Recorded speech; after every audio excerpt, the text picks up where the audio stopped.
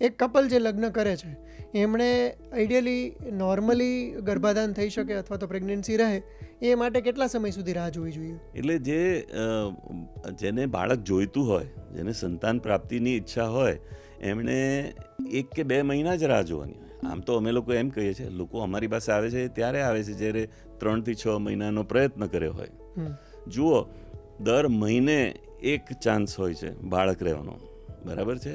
એટલે આ પણ એક વિડંબના છે, આ એક વિચિત્રતા છે. એ સમજવાની જરૂર છે કે સ્ત્રીમાં 1 જ બીજની જરૂર છે બાળક થવા માટે, અને પુરુષમાં 60 કરોડ શુક્રાણુની જરૂર છે.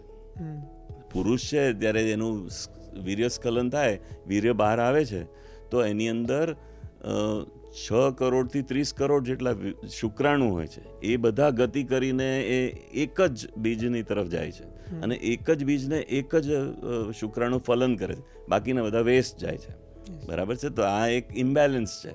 પણ હવે કુદરતે એમાં કંઈક વિચાર્યું હશે જે અમને સમજ નથી, અથવા આ વિશ્વને સમજ નથી એની, પણ એ વસ્તુ છે જ.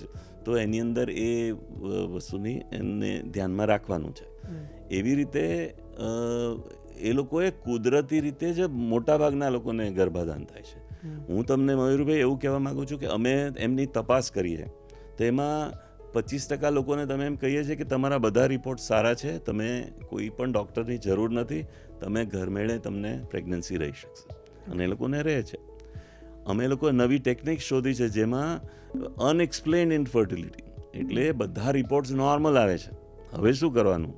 તો લોકો કંટાળી જાય કે એક તો અમે આટલા પૈસા ખર્ચીએ છીએ, ડૉક્ટર કે 4 ડૉક્ટરને બતાવ્યું કે તેટલા અમે રિપોર્ટ્સ કરાવીએ છીએ, બધા રિપોર્ટ નોર્મલ છે, ડૉક્ટર પોતે પણ કહે છે કે આ રિપોર્ટ નોર્મલ છે, તો બાળક કેમ રહેતું નથી?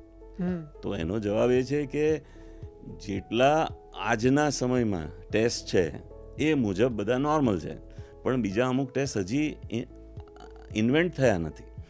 એટલે એ ટેસ્ટ કરાવ એ વગર, એટલે ત્યાં સુધી એમને એક એવું ગ્રુપ એમને ગણવામાં આવે છે, એને કહેવાય છે અનએક્સપ્લેન્ડ ઇન્ફર્ટિલિટી. અનએક્સપ્લેન્ડ એટલે તમારા અત્યારના હાજરમાં જે ટેસ્ટ છે તે મુજબ તમારા બધા ટેસ્ટ નોર્મલ છે.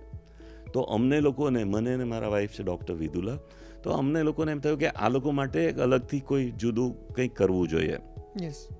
તો અમે એક નવી ટેકનિક શોધી છે, એને ટ્યુબલ ઇરિગેશન કહેવાય છે. આ તમને જાણીને આશ્ચર્ય થશે, ટ્યુબલ ઇરિગેશન લેપ્રોસ્કોપી દરમિયાન કરવામાં આવે છે. તમારે સૌએ જાણવું જોઈએ કે આપણો જન્મ ગર્ભાશયમાં નથી થયો, આપણે જન્મ ટ્યુબમાં થયો છે. ગર્ભાશયની બંને બાજુ આવેલી ફેલોપિયન ટ્યુબ, ફેલોપિયન ટ્યુબનો આઉટર એન્ડ છે, બહારનો ભાગ છે, ત્યાં બીજ આવીને ઊભું છે.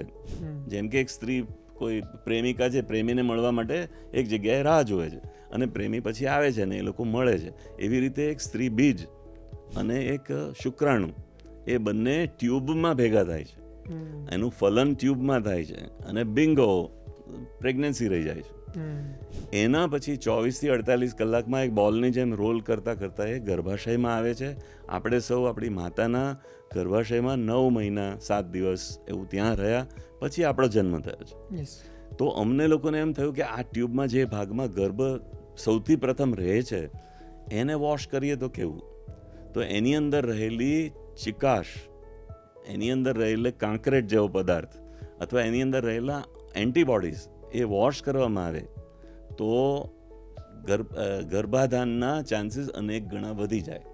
આ એક નવી જ વસ્તુ છે, હજી પબ્લિશ પણ અમે નથી કરી, અને અનેક લોકોને આનું પરિણામ મળ્યું છે. ખાસ કરીને એવા લોકોને જે લોકોને બધા રિપોર્ટ્સ નોર્મલ હોય, એ લોકો અનએક્સપ્લેન્ડ ઇન્ફર્ટિલિટીમાં આવતા હોય, જે લોકો કંટાળી ગયા હોય, હતાશ હોય, ફાઇલો અભરાઈએ ચડાવી દીધી હોય, એ બધાને આમાં પરિણામ મળે છે. જે લોકોને IVF ફેલિયર્સ હોય એ લોકોને અમે આ મેથડથી ટ્રીટ કરીએ છીએ, એમને પરિણામ મળે છે. એટલે આ બહુ સરળ પદ્ધતિ છે, ઓછી ખર્ચાળ પદ્ધતિ છે, અને સચોટ છે. અમને એવું લાગે છે કે આ બહુ જલ્દી અમે આને પબ્લિશ પણ કરીશું, પણ આ વસ્તુ કરીશું.